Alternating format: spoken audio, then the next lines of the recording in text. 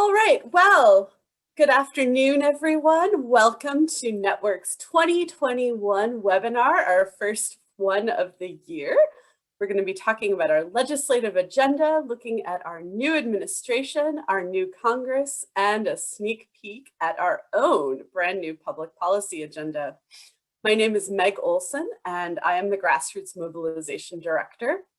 And today I'm joined by Sister Simone Campbell, Laura Peralta Schulte, Sister Quincy Howard, Ronette Asirwatham, Joan Neal, and Gina Kelly. Just a little bit of Zoom housekeeping before we begin. We do have closed captions available, so you can go onto your toolbar and turn on closed captions. They are auto-generated, so it might not come across perfectly, but if you find them helpful, please use them.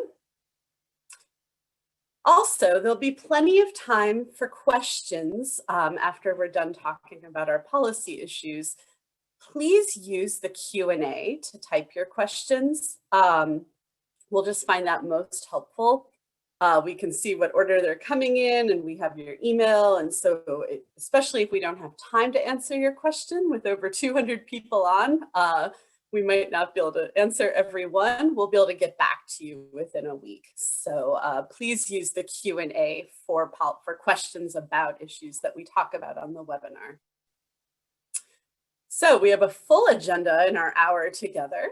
We'll be looking at the new House and Senate and talking about the Biden-Harris administration.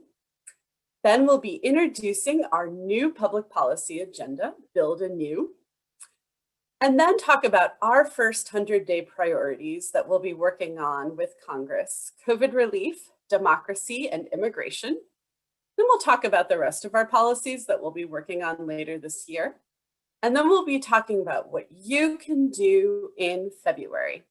So feel free to type in your questions in the Q&A box as we go along, just so as they come up. All right. So now I would like to hand it over to Sister Simone. Thanks, Meg, and welcome everybody. What a difference a week makes. We are so grateful that you're here, that we're on the road, that we can all breathe a little easier because of the change in the administration. But let me talk first about Congress. Well, the House of Representatives, as you probably are aware, is made up of 435 voting members. Those of us in DC are still a little bitter that we're not part of the voting members, but maybe that'll change. And in the 117th Congress, which is the two-year session that started in January, there are 221 Dems and 211 Republicans. This is a pickup of Republicans of about 11 seats. So we know that the difference between the Republicans and the Democrats has narrowed significantly. Additionally, it's curious, but there are 3 seats that are vacant or undecided. What they were. Luke Letlow from Louisiana, unfortunately, died of complications from COVID-19 before he was sworn in. And so Louisiana is going to have another election. It's a Republican area, so it's probably going to be a Republican. Cedric Richmond, also from Louisiana, from New Orleans, he resigned in order to take the position as head of Office of Public Engagement in the Congress, in the White House. So his district too will need a new election, but it's highly Democratic. So it is most likely it'll stay in the Democrats' column. So that's even. In New York 22, that race still has not been called. And it's a race between the incumbent, Brindisi, and the former holder of that office, Tenney. And the two of them have a 26 vote difference that they both petitioned the court to look at the ballots in question. So the courts will decide who is the winner after reviewing the ballots in question. Most of the questions were about mail-in ballots. So not sure how it's all going to play out, but that's the state of the world. None of it will make a large difference in how the House operates, because the House, as you remember, is majority rule, but it just shows that it's close. And so the moderates, those in the middle, are going to have more power in shaping legislation. And one of the reviewers that I read said that one of the challenges is that the candidates for the Dems in some of these seats that were lost were candidates who were more progressive, and the Republicans ran a moderate. And so that the moderation won out. That's some of the dynamic. Okay, let's go to the Senate. The Senate, always a challenge. I love this picture of John Ossoff and my friend Raphael Warnock elbow bumping. And what an amazing reality that Georgia was. I mean, quite frankly, I'll confess, we at Network, we were planning without winning Georgia. And then I think we were afraid to jinx it. But then when these two men won the Georgia election, it created a tie, 50-50 split. And with Vice President Harris, don't you love saying that? Vice President Harris as the president, oops, go back. The president of the Senate, she gets to do the tie-breaking vote. So that's what gives the leadership to the Democrats. It couldn't be a tighter electoral difference. But what should be noted is that, again, it is the moderates or the challenging members of the Democratic caucus that are going to have a lot of power. And so you see Senator Joe Manchin in the news a lot. He's the most challenging centrist of sorts. Anyway, I won't go down that rabbit hole, but he's a challenge. If anybody from West Virginia, we're going to need you. Additionally, Senator Leahy is now the senior member because he's been in the Senate the longest, and he is the presider. Chuck Grassley had been that from Iowa. Now Senator Leahy is the one that will be in charge of when Harris is not sitting in the chair role. Okay, so, one more thing about it I forgot, I just noticed, is that because of Vice President Harris, I think I said Senator, sorry, Vice President Harris,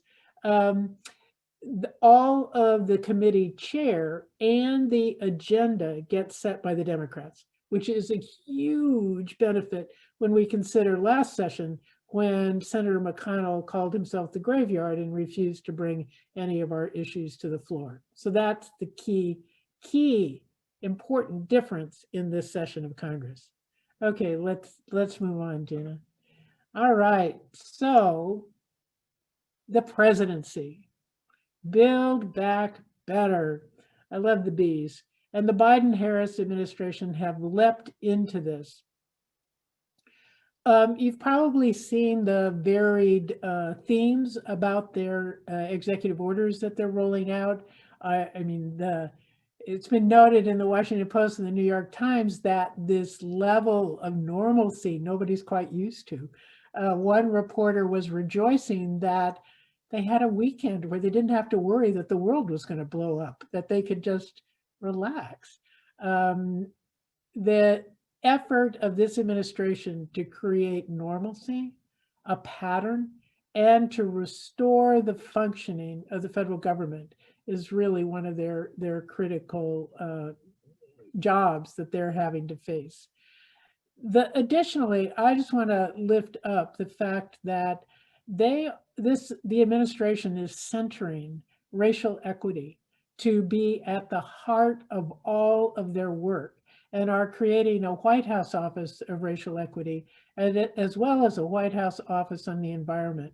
And the goal with these White House offices is to ensure that every single department puts these issues into their policymaking and into their administration. So with racial equity, we see it with the vaccine, is critically important to ensure that the COVID-19 vaccine gets into communities most affected, gets into communities of color, the African-American, Hispanic, and indigenous, the Native American tribes. They need it because of impact. And so what they're pointing out with these offices is that at the heart of the work is fairness for everyone, and it requires addressing the racial equity issue. And one last thing is, which you've already noticed, I'm sure, is that these very beginning organizing efforts have been a creep up to get organized. And I think of it like a roller coaster. And now we've just passed the curve, and we're now going to begin this downward roll as we pick up speed and make a difference. It's going to be an exciting time, but remember this issue of moderation. We won't be able to accomplish our biggest dreams, but we will be able to accomplish something, which is very different from the last 4 years. And we also, while we're going to be pushing the administration, pushing the Congress, we won't have to worry that the ultimate disaster or racist or white supremacist policies will be perpetuated. A final thing is this administration is going to have to build back the actual functioning of the various departments because they have been hollowed out. So it may take them a little longer to get some of their programs rolled out just because no one's there, or they're not sure who they can trust of who is there, but they will make it happen. Okay, now that's the scene that we're in. I get to turn this over to Gina Kelly, who's going to talk to you about what's Network going to be doing. Gina, over to you. Thank you, Sister Simone. I'm so excited to be the one to introduce a little quick sneak peek of the Build Anew agenda. Network, as you know, for 4 years now has been working to mend the gaps. And while the core of our mission is still there with the new administration ahead of us and keeping with the theme of building, we are so excited to introduce Build Anew, a justice agenda for all of us, our new public policy agenda, which we will be working on. I really want to emphasize in the sneak peek that this was so built from encounter and from a place of hope and a vision for what's going to come in the next couple years. And we have so many core beliefs of how this is going to go. We are looking and advocating and working towards federal policies that will dismantle systemic racism, eliminate the wealth and income gap, and improve the well-being of our communities and allow all people to thrive, especially those most often left out, women, people of color, and all those on the economic margins. So I'll go a little bit further in, Meg, if you go to the next slide. So we identified 4 cornerstones taken from Catholic social teaching that will help kind of lift up our Build Anew agenda, which is dismantling systemic racism. And we know this has to be first and foremost in our work because it is so entrenched in every part of the United States. You know, it's in our laws, it's in our society, and we have to name it and be part of the answer to such a harm to so many in our communities.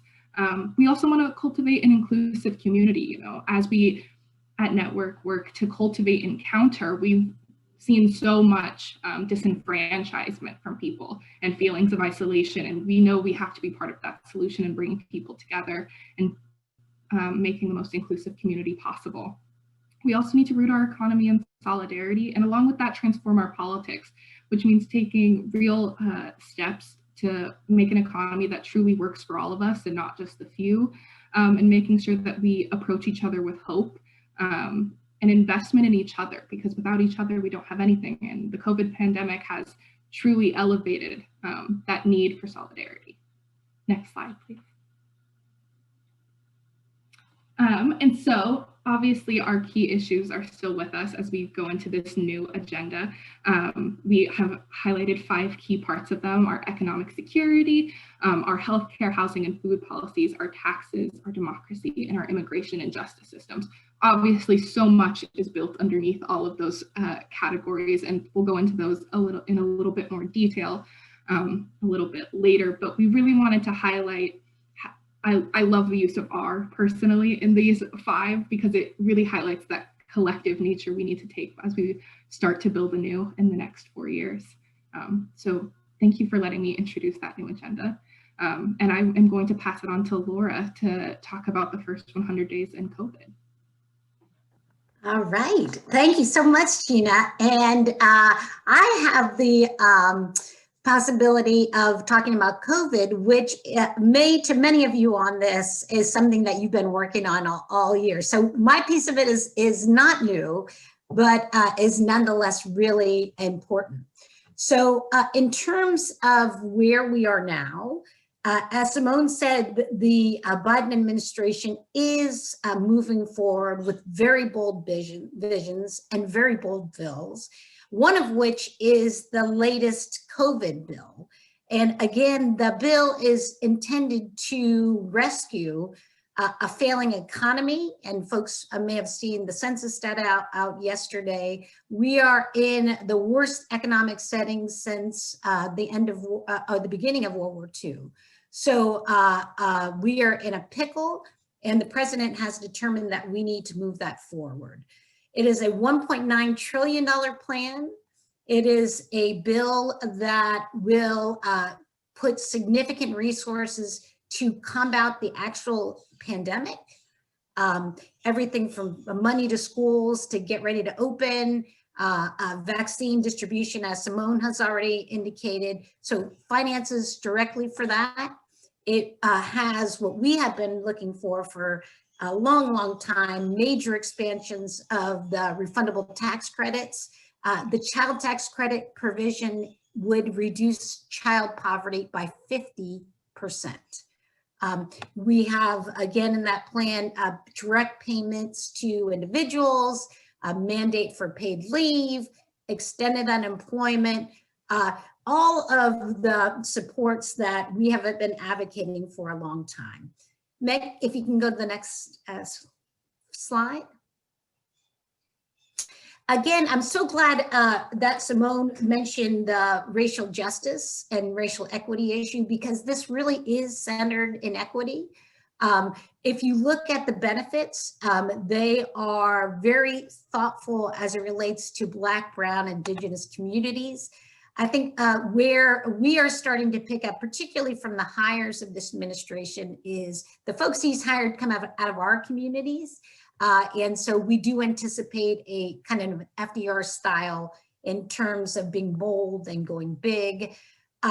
You know, the goal of many of our legislative activities will be to get a toehold in this COVID relief bill. And then when we get back to the Build Back Better bill, which will be his next big bill that he should be presenting at the State of the Union, we want to make sure these things are locked in permanent order. Meg, last slide. Finally, let me just flag timing for folks, and do know that we are going to be reaching out to many of you. We know that the unemployment benefits expire in March, on March 14th to be exact. That is the triggering date for action. So the Democratic leadership on both sides has said that they would like to have a bill passed by that time frame. There has been discussion in the paper this morning about bipartisan activities. God bless it. I often say we meet more with Republicans than we would do with Democrats, and it has been our experience in these meetings this week that they are not where they need to be. So the leadership of the House and Senate today indicated that if we can't get something done bipartisanly, they will move forward with a process that will be Dems only. So that thin margin that Simone talked about earlier gets in play. We've got to keep everybody on the same page. There are limitations to that process that are real. but it is a process that would allow us to achieve most of our goals in the near term. And with that, Meg, we will not go down any rabbit holes. And I am excited then to pass this to Sister Quincy, who will talk to us about another bold effort, bold democratic reforms. Thanks so much, Laura. I'm happy to be here. And much like Laura presented the urgency of a COVID rescue plan, I think after January the 6th, we can all agree that there is the need for a democracy rescue plan. And I'm so happy to say that we have one at hand, and momentum is actually building, which is why it's in our top 100 days priorities. This really gets to the root of transforming our politics in our 4 cornerstones. And the For the People Act was first introduced, if you remember, in the last session, and passed the House, was buried in the McConnell graveyard.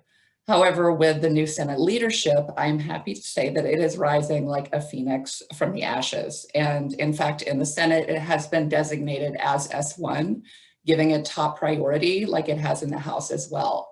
And for some context, that 3 other bills have had top priority in both chambers in the last 20 years, and all 3 of those have passed into law. So that's very encouraging. And the urgency, we need this to pass now, because we know that after the 2020 election cycle, gerrymandered state legislatures around the country are already looking at legislation to start cracking down on voters' access to the ballot.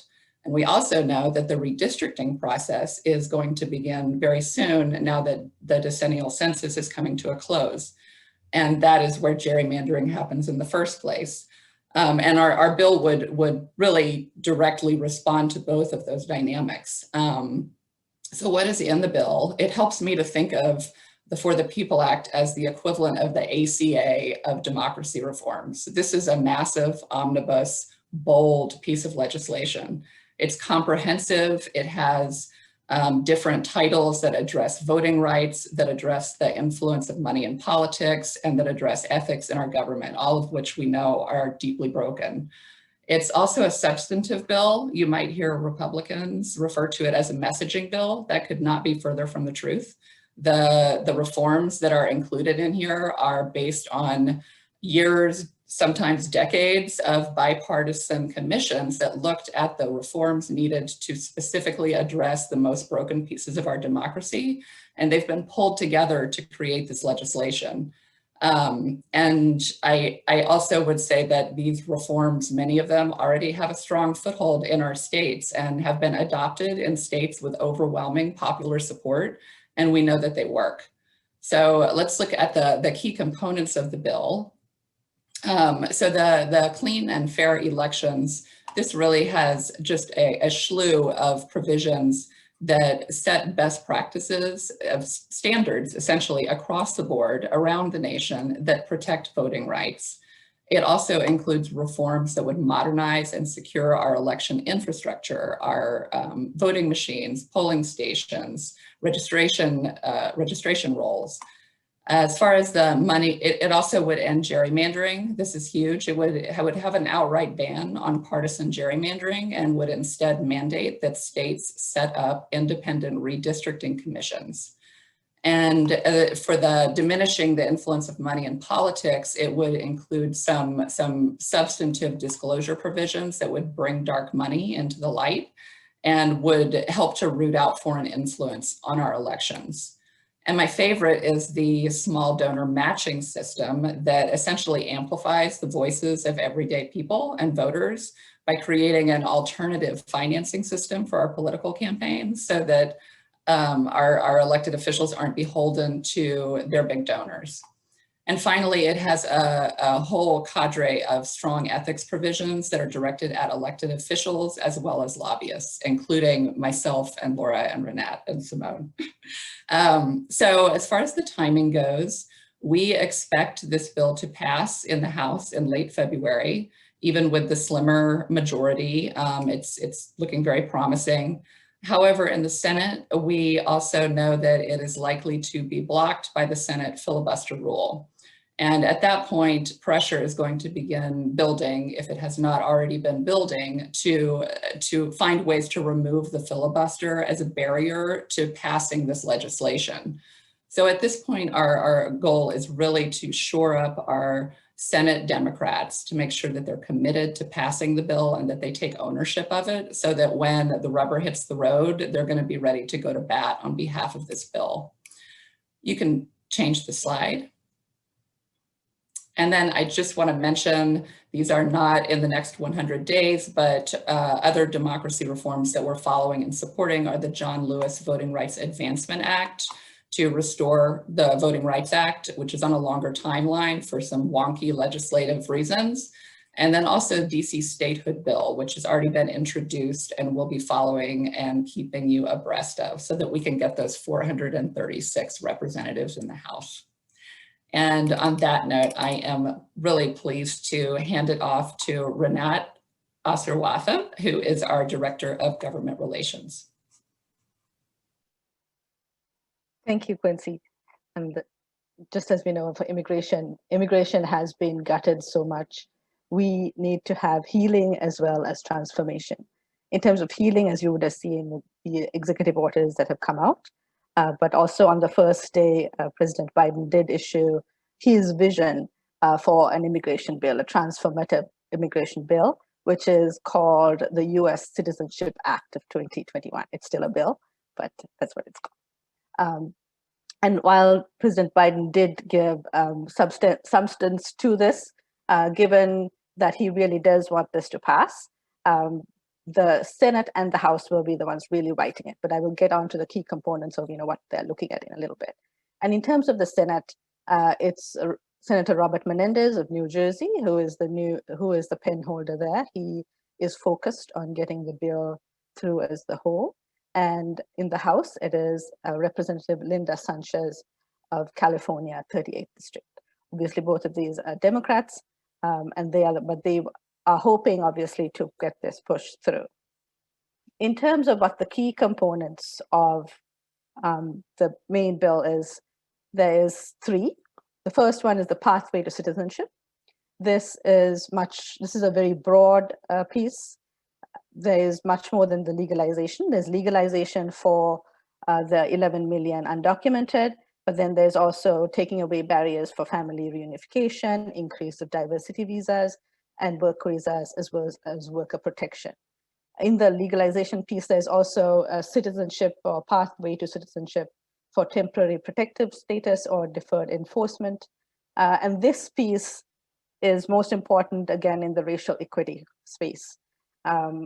In the last 4 years, while all our immigrant brothers and sisters have been in a very bad place, the racism is so eminent that even within immigrants, Black immigrants have faced much more racism or discrimination. And TPS, as it's called, or DED, focuses a lot on immigrants from African countries and Haiti, which we hope will be a part of the racial equity piece as well. The second part of the second component of this bill would be the smart border controls, and that we know is to be technology, improving immigration courts, and also training of officers. In the root causes section, it is to work especially with Central American countries, but other countries as well, to support the economy and work on underlying causes of immigration. And the other way is to support asylum seekers, first of all, with getting rid of the one-year asylum application ban, and then working on expanding U visas or visas for people who've been trafficked or persecuted in different ways. So those are the key components of the bill. In terms of strategy, this bill, as I said, is a comprehensive bill, and the way that both President Biden and the Senate is looking at it is that it would pass comprehensively, but because there has been so much negativity around immigration, there's still a sort of a dilemma of how it should get done. So the Senate is trying to focus it and try to make sure it gets passed as one, where everybody will have to get something out of it. So there will be enforcement, there will be business, every community, and you'll have a coalition, a big tent coalition. And so that's why they want to pass it as one. But the House wants to go a different strategy of passing smaller bills, especially bills that were passed last year, to reintroduce and pass that and get consensus around those and then go for the larger bill. The one new bill that in the House that we look both in the House and Senate that we're looking at, which would be included hopefully in the mega bill or in the COVID package, would be on the legalization of essential workers. The other bills have passed already, especially in the House, but this is a new bill and that's what we're looking at. In terms of timing, we will see the introduction of these, we will see the introduction of the Biden immigration bill or the US Citizenship Act probably late next week or early the week after. But in terms of voting, etc., it would be pushed back. It would be definitely after the COVID bill.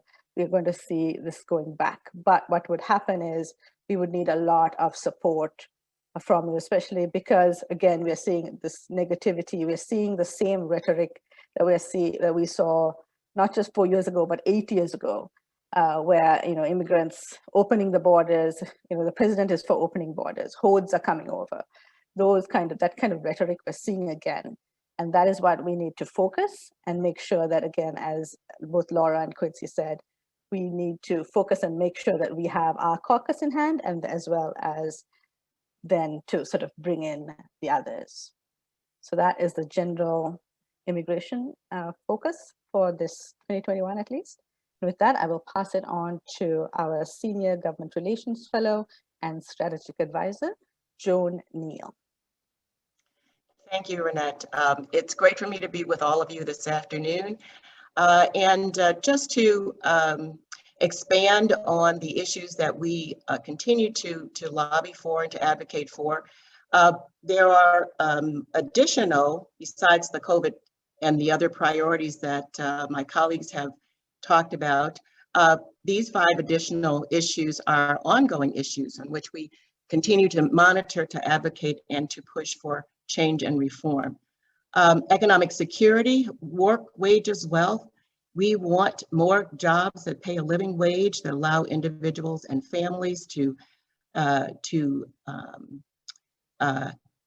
accumulate assets and to eventually create wealth over time. Healthcare, food security, housing. All of these issues are issues that we continue to advocate for. And as you might have noticed when we went through the priorities, each of them is also included in the priority areas. And so to the degree that we are successful in having some of our provisions included in legislation that addresses the priorities, we will be making some significant progress on these issues. Just a little bit on the issues of food security, healthcare, and housing. No one in this country should go hungry. And so we need to ensure that there is more funding for safety net programs like SNAP and TANF to expand the eligibility for those programs, and especially as it relates to families and children. Healthcare, everyone has a right to access to affordable quality healthcare, and especially as it is provided for in the ACA, which is affectionately known as Obamacare. We would like to see an expansion of the ACA. Housing is the same. No one should be denied the opportunity to have adequate shelter in this country. So we are advocating for access to safe, affordable housing, which is a right basically in this country. And we'd like to see an expansion of the Section 8 program. Perhaps the area that will be getting a little more attention under the Biden administration than in the previous administration is reform of the justice system, this meaning the criminal justice system. And here we want to see the elimination of barriers to access to safety net programs like SNAP and TANF and Medicaid and healthcare. We'd like to see restoring of voting rights to incarcerated and returning citizens, and that actually is a provision in HR 1 and S1. So the Justice Reform Coalition is joining the Democracy Coalition and advocating for that. We want to see sentencing reform to ensure that there is some equity in the matching of the sentences to the level of severity of crimes that have been committed.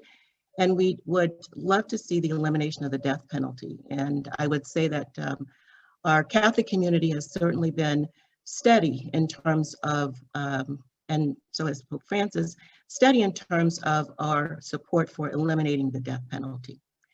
So with that, let me turn this back to Meg, who will talk about some additional opportunities. Great. Thanks, Joan, and thanks, Simone, Laura, Ronette, Quincy, and Gina. We do have about 15 minutes for questions, and we have some wonderful questions here. Let's see. All right. So this is from Jean Ballard. Executive actions are one way to get things going. How do we encourage our Congress members that they need to negotiate so some of these executive actions become law?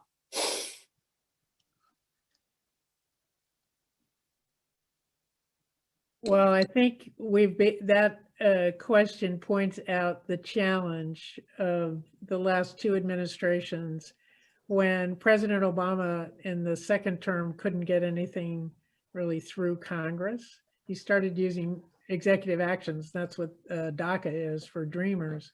And that was the vulnerability when it comes to the Trump administration.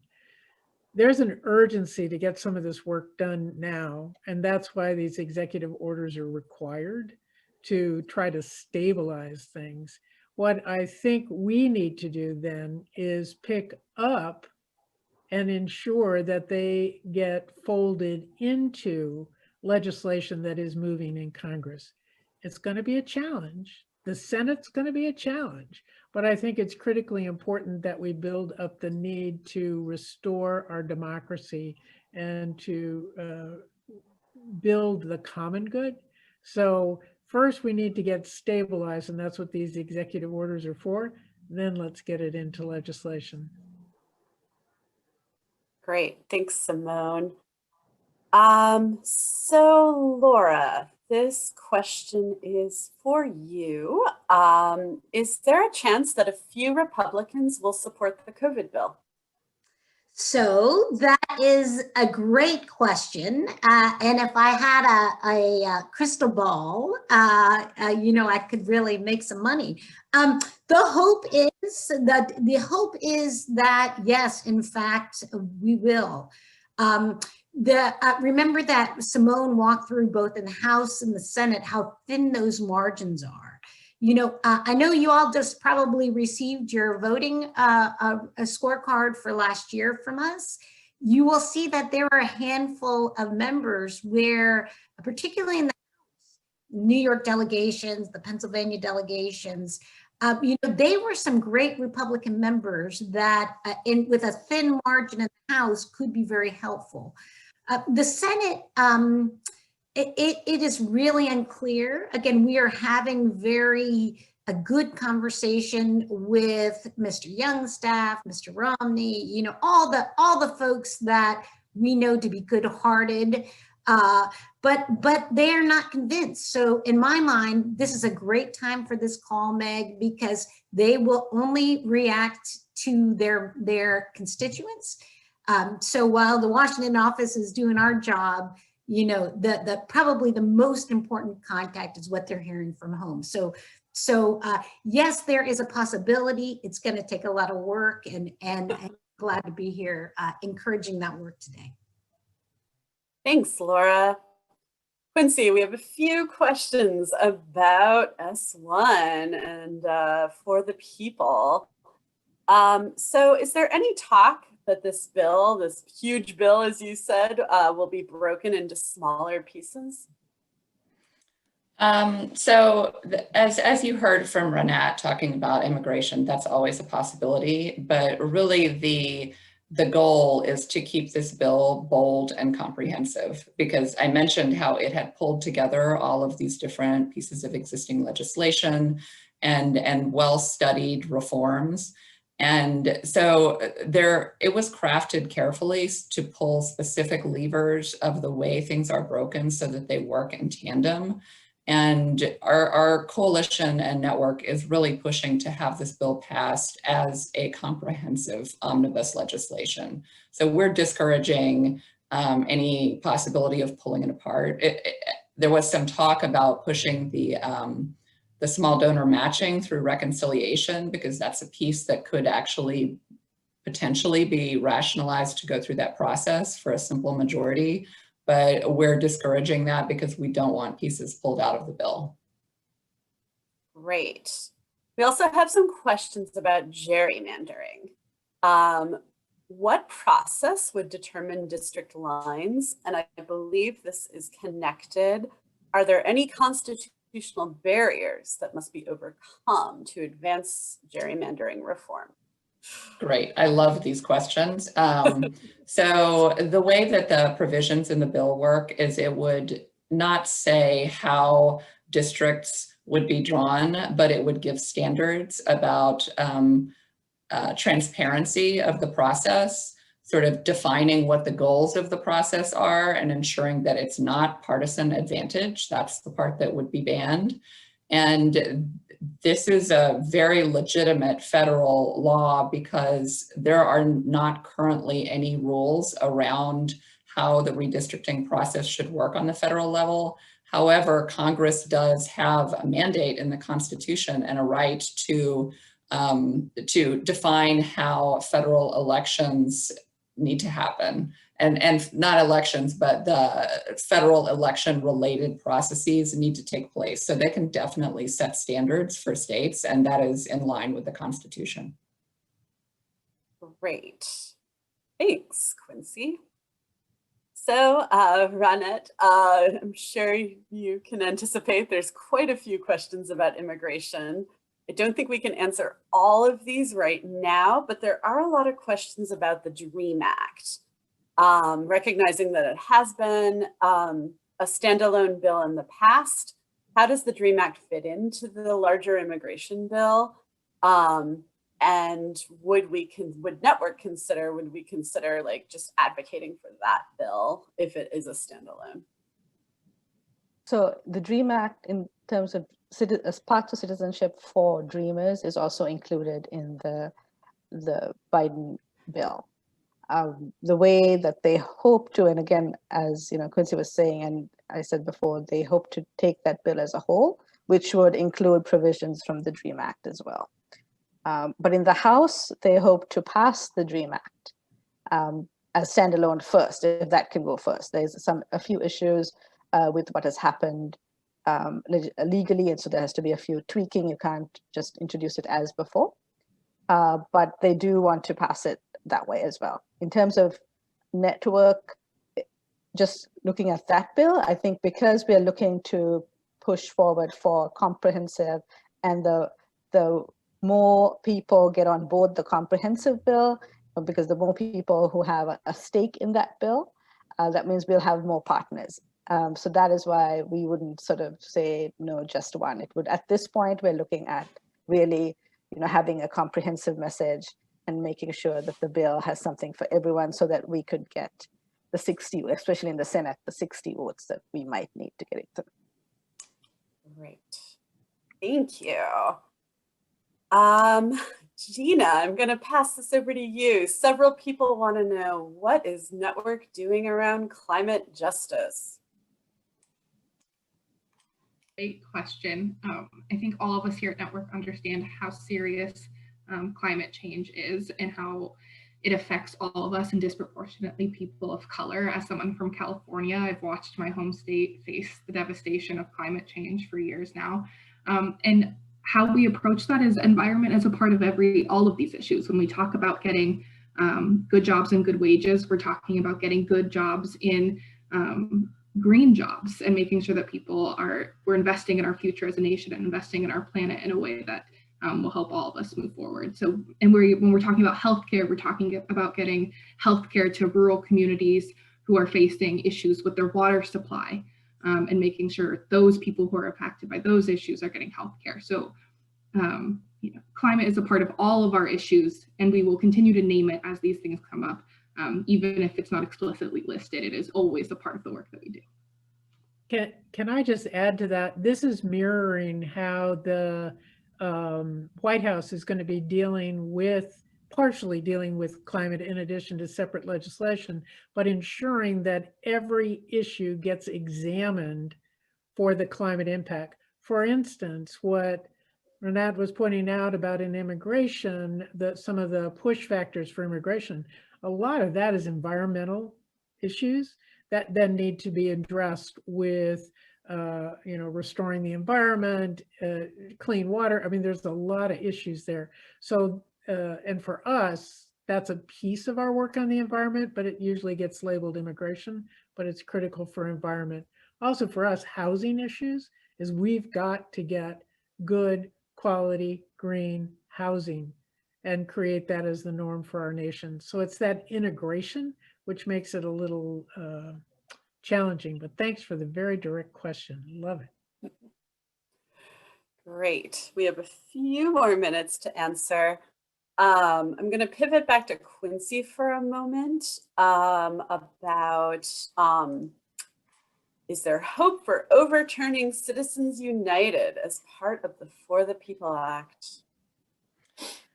Well, as part of the For the People Act, so there's something that's a little bit complicated. There's a lot complicated about the bill, but it includes some provisions in there that get to this question, an amendment to overturn Citizens United, that also gets to DC statehood and also speaks to the John Lewis Voting Rights Advancement Act. These are all included in HR 1 as provisions that support ushering forward those pieces of legislation, but they would not make them law because all of those involve a much more complicated process in Congress than they wanted to wrap up in For the People Act. It's already complicated enough. They knew that they should not include those massive freestanding, complicated legislative issues into the bill, or it would become a quagmire. So I would say through For the People Act, that is not going to happen, even though it does give props to that amendment. And the reason it wasn't on the sort of the list with the other two pieces I mentioned is because realistically in Congress, it will likely come up, be introduced, but is realistically not likely to move forward during this session, unfortunately. Thanks, Quincy. Joan, can you talk a little bit about how the death penalty fits into our justice system reform work, please? Sure. So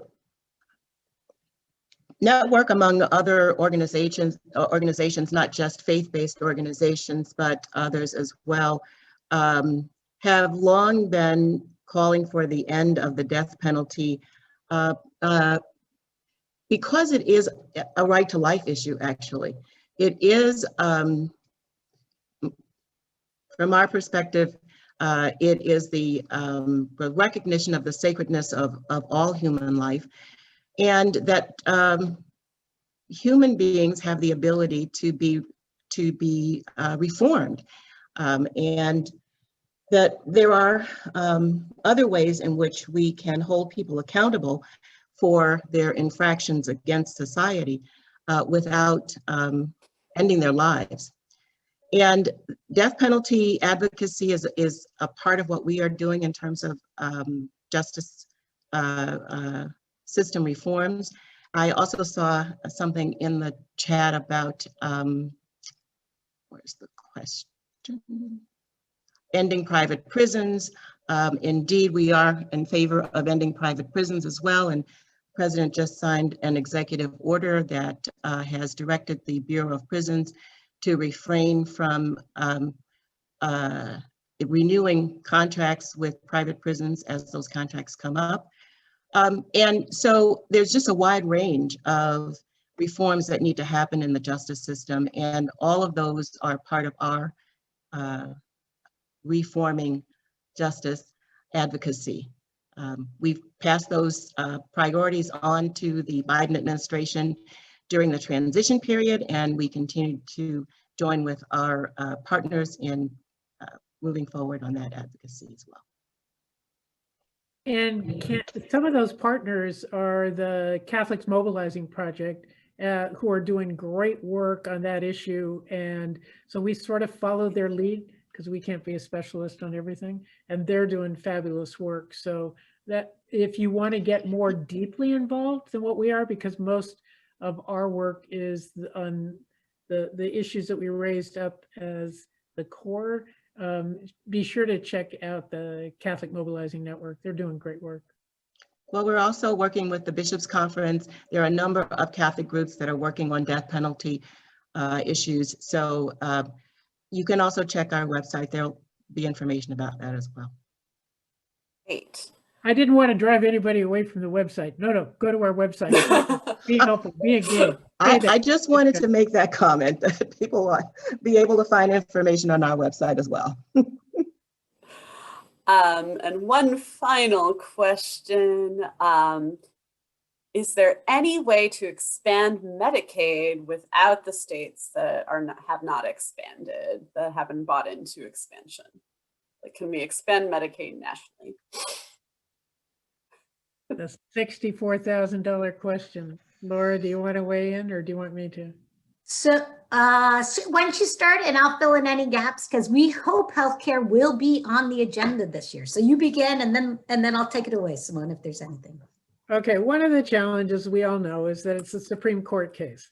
And it was the way that the Affordable Care Act was drafted, said that if to try to give a stick to get the states to expand, if they didn't expand, they would have their entire Medicaid allotment reduced. The court said that was illegal and that they therefore didn't have to expand. What they're trying, instead of using the stick, is to use the carrot of incentivizing expansion and to provide additional support to the states to cover their portion of it. Here's the challenge, is that's a really great idea. Only the states that have already expanded are a little upset, because why should these states that have been intransigent and not cared for their people, why should they get this special deal and not the rest of them? One of the things though in COVID-19 is that we have raised the reimbursement rate to the states because of the tremendous need for Medicaid coverage. Medicaid has expanded to a larger number of people than ever before. And so it's hoped that this idea of the FMAP expansion, the amount that the federal government pays to cover the cost of healthcare, will be combined with the incentive to the states that haven't, as the way of luring them with a little bit of sugar called money to actually do it. I would just add two things. In the COVID package, the plan that's under consideration now, that not only is there the piece on Medicaid, but a lot of the political pushback to the Affordable Care Act is that the subsidies are not high enough, and therefore you have a whole group of folks that theoretically have access but don't because they can't afford it. So in the legislation, there is language in the Biden bill that would expand subsidies to folks who currently do not have those conversations. I want to just make sure the timeline is in people's imagination. There is going to be some work, hopefully, in this first package that we talked about. But where I think the rubber hits the road on this and housing and so many of our issues is the next big bill, the Build Back Better bill, where many of our fellow organizations working these issues hope to get major expansions in that bill as a way to build back the healthcare system and all the other systems that are weak and exposed in COVID. So that'll be a very ripe conversation come April, May, June. And again, there was a question in the chat about what about our members who are perennially good? The shaping of that bill is going to be important. And so particularly for the perennially good, you know, that is going to be work to make sure that there's imagination and a racial equity lens so we can really solve these problems. All right, well, we are coming close on our hour and I want to be mindful of time. Several people in the chat have said, well, what can we do right now? How can we focus? So to answer that and to get everyone riled up to work on these issues, we are inviting you to sign up for virtual in-district visits with your senators. This is definitely a Senate strategy. And in these visits, we're going to give you a choice. You can choose based on your passion and knowledge and care, whether you want to work on the COVID bill, immigration, or democracy. We don't expect you to know all three, so you can choose one. We might nudge you a little on an issue if your senator is a key legislative target that we need to get to, but we'll let you know that as well. So you'll get this in a follow-up email along with this recording and the PowerPoint itself, but we're asking you to sign up for meetings. Those of you who worked with us on COVID in the spring, you've done this. And we know now virtual visits are happening both over Zoom and more over Zoom, sometimes still on the phone, but we will talk you all through that. Once you signed up, a network's grassroots mobilization team member, someone from my team, will reach out to you and walk you through the process, making sure you can schedule the meeting and that you get all the materials and work with you on prepping for the meeting. So we'll be there with you every step of the way. I also want to encourage you, this year for Lent, our study and reflection guide is going to really expand on our new policy agenda, Build Anew. So I encourage you all to sign up for Lent as well. This will not be the only time you get this Lenten reminder, but we're really excited to be able to do a deep dive, weekly reflection on our new policy agenda with prayers and discussion questions and all of that. So,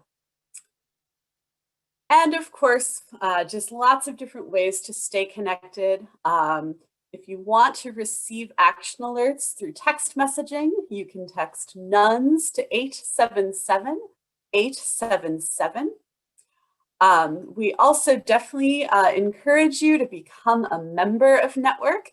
That means that you are contributing financially about $50 a year or $20 a year, and you do receive all 4 copies of Connection every year.